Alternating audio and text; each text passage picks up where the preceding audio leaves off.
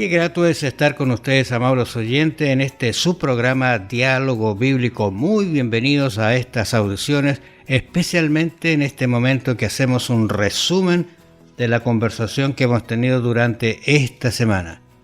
Con ustedes ha estado durante varios meses el pastor Juan Millanao. Muy bienvenido, pastor. Muchas gracias.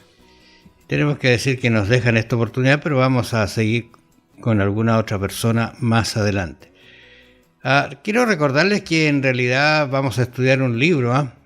Estaba mirando con detención porque en realidad no es el estudio de un libro, sino de el Génesis, o sea, del comienzo. El fundamento. El fundamento. Ese es el plan original de Dios. Claro, porque en algún momento estudiamos el libro de Génesis, Sí. Lo estudiamos como libro, pero ahora vamos a hablar de el Génesis, así que son invitados para esas audiciones también. Va a ser interesante conversar acerca de este libro, especialmente los 11 primeros capítulos que ha sido tan objetado. Vamos a reforzar nuestra fe porque sabemos de dónde hemos venido, quién nos creó y hacia dónde vamos. Bueno, el tema de esta semana es permanezca el amor fraternal. El amor fraternal se entiende el amor que existe entre los padres, entre los hermanos, entre los amigos, ¿no es cierto? Entre la comunidad, ese es el amor fraternal. Y que ese amor, dice Pablo, permanezca. Es como decir, mire, yo le estuve hablando, no es un tema muy corto, fue una extensa carta en realidad que escribió Pablo, pero al final dice, yo todo lo que dije que sirva por lo menos para que ustedes permanezcan en esto que yo les he comentado y les he hablado, que es el fundamento de esta doctrina verdadera en Jesús. Es la aplicación ética, es el corolario de todo lo que el apóstol Pablo ha venido enseñando, ¿no es cierto? ¿Qué ha venido enseñando? Que tenemos un sumo sacerdote de tal magnitud, que tenemos un rey, ¿no es cierto?, que nos ama, que nos ha tratado de hermanos, que lo que el Señor pide entonces es que permanezcamos en ese amor fraternal, que esto tenga un impacto en cada uno y cada uno pueda ser una célula viviente que influya positivamente en el otro que está a su lado. Porque aquí no se está hablando del amor de Dios, sino que se está hablando del amor de Dios que debe producir un amor filial, un amor fraternal entre nosotros, entre los hermanos, ¿ya? Ese es el asunto. Así que gratitud por un reino inconmovible significa una inconmovible dedicación al Señor. Eso es lo que el apóstol Pablo básicamente nos dice. Y en áreas como en qué no debemos movernos, en qué debemos crecer, en qué debemos permanecer. Bueno, en áreas como la hospitalidad, que era fundamental en esos días cuando eran poquitos los cristianos, muchos de ellos viniendo a fiestas en Jerusalén, por ejemplo, sin tener dónde dormir, sin dónde comer o pernoctar. El asunto de visitar y apoyar a los presos, que tiene un trasfondo en la propia experiencia del apóstol Pablo, que a causa de su testimonio estuvo preso, ¿no es cierto?, en varias ocasiones, ¿no es cierto?, y murió en una cárcel, ¿no? Otros, tener consideración por los maltratados. Otro aspecto en el cual permanecer es honrar el matrimonio, evitar la codicia, el amor al dinero, y otro aspecto que revela por extensión la gratitud a Dios es respetar a los dirigentes de la iglesia. Esa es más o menos la temática que estuvimos conversando durante esta semana. Exactamente. Y uno se podría preguntar, ¿y por qué Pablo colocó esto al final de su exhortación, ¿no es cierto? Lo vio necesario porque me imagino que él miró a ese grupo de hebreos que estaba sufriendo, miró quizás muchos que desertaron del camino, salieron, y él amaba tanto a su iglesia, incluso él lo dice en sus cartas que los ama con amor entrañable, dice, quiere que permanezcan, y eso es lo que está diciendo Pablo, y puntualizó ciertas cosas porque vio que esas eran las que estaban impidiendo que ese grupo de personas avanzara en ese camino que ya había comenzado. Entonces, hacia allá deberíamos ver que esta teología debe tener en nosotros una expresión práctica en realidad. Eso es lo que quiere Pablo, que sea práctica. Y también no solamente fue para ellos, sino que sea para nosotros. Por eso que dice que, y la recomendación que hace comenzando casi su capítulo 13, que debemos cuidar al pueblo de Dios, ese pueblo que está avanzando. Y dice Romanos, fíjate, bueno, cartas de Pablo, dice, compartiendo para las necesidades de los santos, practicando la hospitalidad. Si tú recuerdas, en algún momento Pablo juntó ofrendas y se las llevó para los hermanos de Jerusalén. Jerusalén en algún momento fue la que entregó el mensaje, pero después se encontró Jerusalén al revés. Sí. No solamente sin el mensaje, sino sin víveres, alimentos, porque había sido invadida, y él trajo alimento para los hermanos de Jerusalén. Interesante eso, cómo se trabaja. Cuidar el espíritu solidario. Y hoy en día en la Iglesia Adventista igualmente se practica este principio administrativo de la solidaridad. Porque en la Biblia hay una solidaridad con el pecado, por ejemplo, que por uno que cayó, que hemos caído todos, y por uno que triunfó, nuestro Señor, accedemos al perdón todos. Hay una cuestión solidaria. Por eso que a veces sectores de la Iglesia juntan dinero para enviarlo, digamos, a un lugar más débil que está necesitando apoyo. En este mismo momento, por ejemplo, la Iglesia está coordinándose mundialmente, y especialmente en países donde viven muchos ucranianos, como es España, se están organizando para apoyar los que han quedado en Ucrania y también los que han emigrado y llegado a distintos países de Europa. Es decir, hoy en día tenemos hospitalidad, ¿no es cierto?, como una fuerte demanda, y se hace no meramente porque es una virtud del espíritu humano, sino porque es la recomendación que el Señor le da a su pueblo para que tengamos gratitud y permanezca el amor fraternal. Mira, estaba pensando cuando Pablo habla de que nosotros deberíamos acordarnos de los presos y de los maltratados. Estaban hablando de esos que están privados de libertad por causa del Evangelio. Y por Pablo fue uno de ellos, ¿no es cierto? Claro. Y otros, tú recuerdas Pedro, Pablo, Sila, todo eso que pasó. Hay que tener claro que la Biblia también es clara en cuanto a aquellos que han cometido actos delictuosos, crímenes, etc. Hay una pena, una sanción para ellos. Y el apóstol Pablo también va a hablar de que el juez por algo tiene la espada en la mano. Yo no sé si el castigo se hacía con la espada o la espada es un símbolo de justicia, pero entonces una cosa es sufrir, estar en la cárcel por crímenes, cosas así, ¿no es cierto?, de sangre, y otra cosa es estar en la cárcel debido al testimonio de fe, por predicar a Jesucristo. Recuerda usted, estamos conversando acerca del gran tema de permanecer el amor fraternal. Pablo está haciendo énfasis en ese sentido y vamos a conversar ahora la codicia e inmoralidad sexual. ¿Por qué Pablo está abordando este tema al final de su carta? ¿Por qué lo ve importante? Yo creo que básico es pensar de que Pablo está viendo que nadie se pierda. Es como si yo comparto el Evangelio, la persona lo acepto y luego la dejo sola, abandonada, sin ayudarla, para que permanezca en este camino. Es posible que se desvíe y vuelva otra vez atrás porque Satanás no está despierto. Entonces Pablo está viendo a su gente, a esos que les predicó, le dice, mire, lo que les quiero decir es que, por favor, permanezcan ustedes fieles al Señor y saquen la inmoralidad y la avaricia del medio de ustedes. Sí. ¿Por qué crees que Pablo dice eso? Bueno, nota tú que Pablo ha presentado doctrina primeramente, ¿no? A la luz del santuario terrenal, la maravilla del santuario celestial, la administración de nuestro Señor en el santuario celestial como nuestro sumo sacerdote, todas razones profundas y de peso que tienen como centro a Dios, lo que ha hecho por el hombre. Cómo Dios ha hecho y ha hablado para el hombre. Y frente a lo que Dios ha dicho y a lo que Dios ha hecho, Dios demanda una respuesta. Y esa respuesta tiene que ver con la familia, con los presos, tiene que ver con el matrimonio, con todos esos aspectos que son obvios.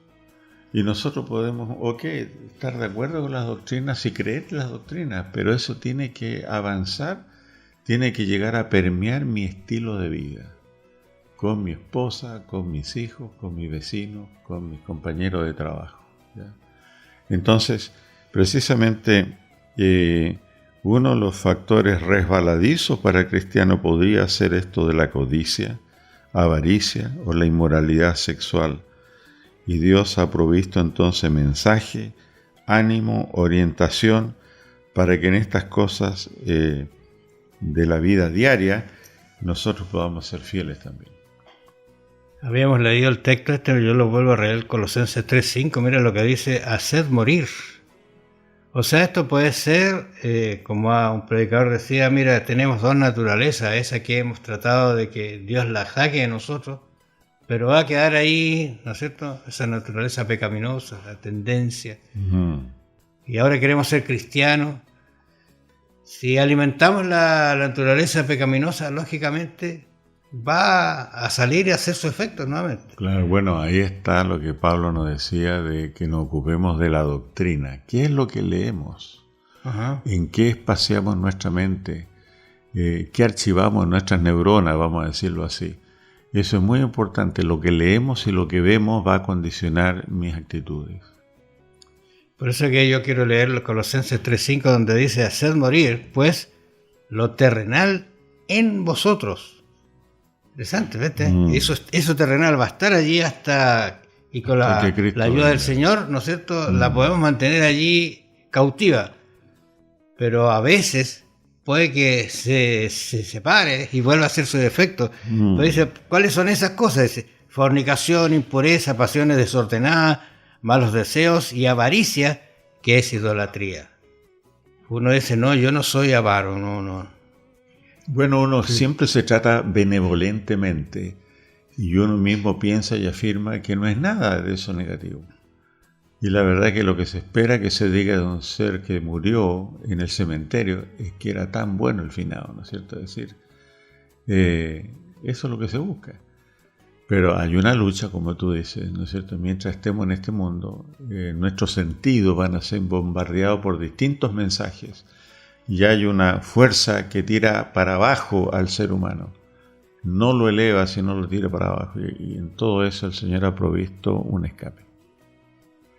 La verdad que hoy día tenemos un grave problema en la sociedad, que los aspectos de moralidad han sido tan rebajados que pueden ser que estén entrando también a los grupos religiosos, a nuestros mismos grupos. Bueno, yo lo leí ayer, fíjate, Raúl, un asunto de un lechero de una mujer que sostenía un lechero que hablaba que el feminismo debiera ser de tal calidad que no abogue por matar a una niñita que aún no ha nacido. Imagínate, gente que clama hoy en día por aborto libre y todas estas cosas, ¿no es cierto? Y que no solamente se dan cuenta que no le hubiera gustado que las madres de esas personas hubieran pensado así y no le hubieran permitido nacer. Pero, ¿qué tal el feminismo destruyendo a las mismas femias que están por nacer? Sí, es una cuestión que uno no se lo imagina. Cuando uno estudia los casos de Sodoma y Gomorra, la Biblia describe cosas realmente atroces. Y que hoy día la sociedad lamentablemente se está amparando con leyes y otros. Pero que Dios nos acompañe. Y otro tema que está dentro de nuestra conversación está acordarse de vuestros pastores. La idea del versículo que se mencionan acá, estamos, del capítulo 13, del 7 en adelante, ¿no es cierto? Dice, acordaos de vuestros pastores que os hablaron la palabra de Dios, considerad cuál haya sido el resultado de su conducta e imitad su fe, no sus acciones, sino la fe que tuvieron en Jesucristo. Y me preguntaba yo, Jesucristo es el mismo ayer y hoy y por los siglos, dice Pablo ahí. Es el mismo. La relación que debe haber entre nosotros, los dirigentes, y quienes Dios ha puesto como pastores respetarlos, ayudarlos y orar por ellos antes de criticarlos, porque tenemos que recordar que el pastor es ungido, es separado para un servicio sagrado, pero no está exento porque sigue siendo humano. Entonces hay que ayudar en ese sentido y acordarnos de ellos, que sepan que un grupo de personas está preocupado por los pastores, por los dirigentes. Y tú recuerdas, dice, no os dejéis llevar de doctrinas diversas y extrañas, porque buena cosa es afirmar el corazón con la gracia, no con vianda, que nunca aprovecharon a los que se han ocupado de ella. Y otro tema que los pastores, y ahora que la doctrina, ¿no es cierto?, el hablar esté cimentada o orientado a que yo me salvo, y voy a decirlo así, yo me salvo comiendo cosas buenas, yo me salvo haciendo ciertas cosas, yo me salvo ayudando a los demás. Tú recuerdas que el joven rico fue catastrófico, ¿eh? Porque hacía todas estas cosas buenas. Yo esto lo he guardado desde mi niñez y rigurosamente. O sea, yo como lo que hay que comer, si no hay que comer no como, quizás ayuno, ¿no es cierto? Tengo toda esta reglamentación. Y Jesús le dice, te falta una cosa. Y lamentablemente esa cosa que le faltaba no quiso aceptarla y según entendemos se perdió ese hombre. Claro, se fue triste. Cuando fue confrontado con su idolatría, que era el mismo, ¿no es cierto? Porque él consideraba que realmente era perfecto, ¿no es cierto? Cuando fue confrontado con su idolatría, él volvió pie atrás y nunca más supimos de este joven que pudo haber sido extraordinario en el servicio del Señor, pero que rechazó finalmente al Señor, ¿no? Terminando ya el trimestre, se nos ha acabado el estudio del libro de Hebreos. Creo que queda un material muy bueno para revisar, para conversar, analizar y aplicar en nuestra vida, porque esa es la idea de Pablo, que todo lo que él ha dicho sea aplicado a nuestra vida, a nuestra existencia, para que seamos realmente personas felices, con las condiciones que podamos tener en esta vida, de enfermedad quizás, incluso de separación, de muerte, pero Dios ha provisto todo eso y ha abierto un camino muy diferente. Nos habla que no debemos ser llevados de doctrinas diversas y extrañas. ¿De qué se está refiriendo Pablo acá al terminar? Bueno, está unido el desánimo muchas veces, Raúl, al que están sometidos los hebreos, como lo vimos al principio. El desánimo en medio de pruebas y vituperios, etc. El desánimo está unido muchas veces a no tener claro en quién creemos y en qué creemos. Cuando la persona de Jesús se desdibuja y aparece en la periferia, no negamos su existencia, pero está en la periferia de la vida diaria, es propio entonces que luego de albergar ideas extrañas, venga la apostasía y el desánimo. Y desgraciadamente eso ocurrió con la iglesia cristiana. Y en momentos importantes, al principio, los cristianos le dieron cabida a ideas y pensamientos de categorías griegas que ya estaban maduras en el mundo, pero que eran contrarias al Evangelio del Señor. Con el tiempo, fíjate que Agustín y Tomás de Aquino afirmaron de la universalidad del cristianismo. Pero después que comenzaron las conquistas o los viajes de Marco Polo, Cristóbal Colón, etc., y descubrieron otros continentes con otra gente y con otras religiones, con otra fe, por muy primitivas que fueran, pero eran otras religiones, otra fe. Se comenzó a cuestionar la universalidad de la iglesia. Y de ahí para adelante, con filósofos de la etapa del iluminismo, la iluminación como Voltaire, que se mofaban realmente de los cristianos que decían que eran universales, se empezó a degradar de otra manera el cristianismo, ¿no? Y lo que se había mantenido hasta el siglo XV más o menos consistente, una fe bíblica mezclada con cosas griegas, ya con el advenimiento de la Revolución Francesa, la Iluminación y toda esta época de la razón, ya el cristianismo comenzó a hacer cualquier cosa, ¿ya? Hoy en día ya ni siquiera se usa tanto la razón, sino más bien los sentimientos, ¿no? Para el existencialismo cristiano, por ejemplo, la verdad es subjetividad. Entonces, te fijas, siempre ha estado presente el influjo de estas doctrinas diversas y extrañas. Lo estuvo en el primer siglo y con mayor razón, quizás 10 veces más sutil lo que enfrentamos los cristianos hoy. De manera que el consejo del apóstol aquí en el libro de Hebreos es completamente relevante para nosotros, muy relevante para nosotros hoy en día. Mira, estaba mirando un poquito en relación a este concepto que Pablo está hablando de diversas doctrinas extrañas. La verdad es que los hebreos de alguna manera estaban buscando la salvación, el reino de Dios, a través de algunos rituales. Ese es un problema que podría estar presente también hoy día. ¿Qué tengo que hacer? No tienes que hacer nada, y lo que tienes que hacer es ir a Jesús. Pero tal como estás, me viene a la mente enseguida el hecho cuando entró ese personaje a la invitación de las bodas y no estaba vestido. ¿Con qué? Con el vestido que el dueño había regalado. Un desprecio, ¿no es cierto?, a Jesús.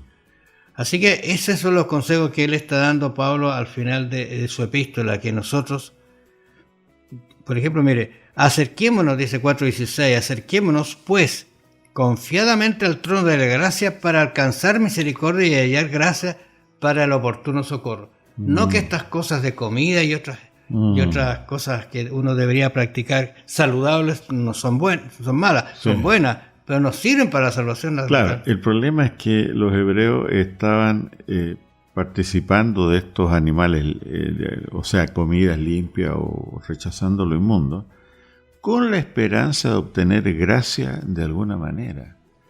Cuando yo, digamos, algo bueno lo torno en algo que pierde su propósito, entonces ahí está el problema. En otras palabras, me salvo por lo que como o por lo que dejo de comer. Eso evidentemente estropear severamente el Evangelio. La última recomendación que encontramos acá en Pablo dice: salgamos pues a él fuera del campamento llevando su vituperio. Cristo fue muerto fuera de Jerusalén.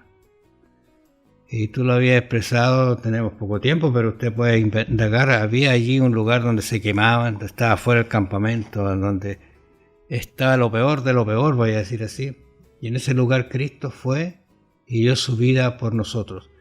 No tengamos vergüenza de pasar los vituperios si somos cristianos. No tengamos vergüenza de quizá ir a la cárcel o ser enjuiciados por ser cristianos.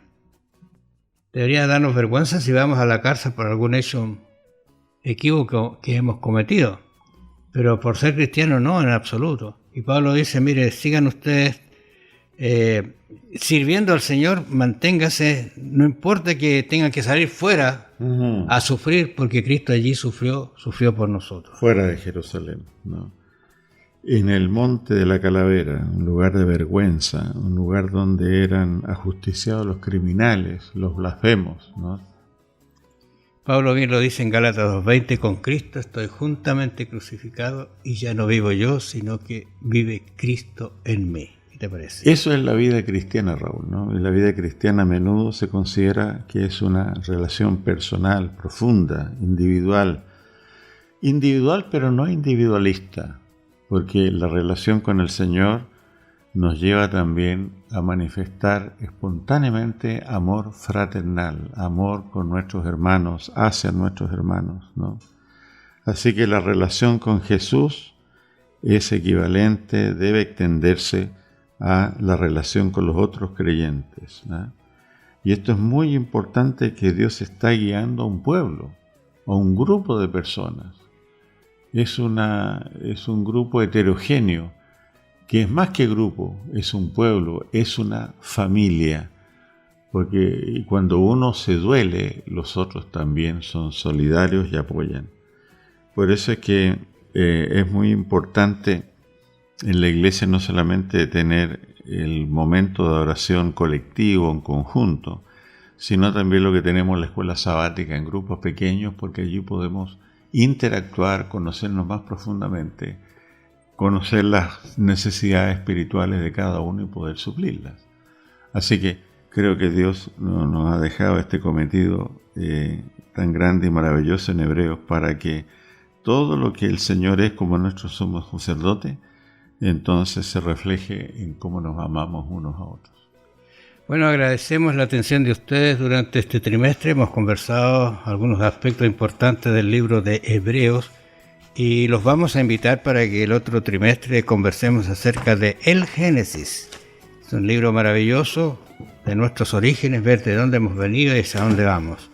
Así que son invitados a estas audiciones, como también agradecer al pastor Millanado que nos ha acompañado estos meses en el estudio de la palabra de Dios. Que el Señor los bendiga, nos vamos a encontrar en las próximas audiciones.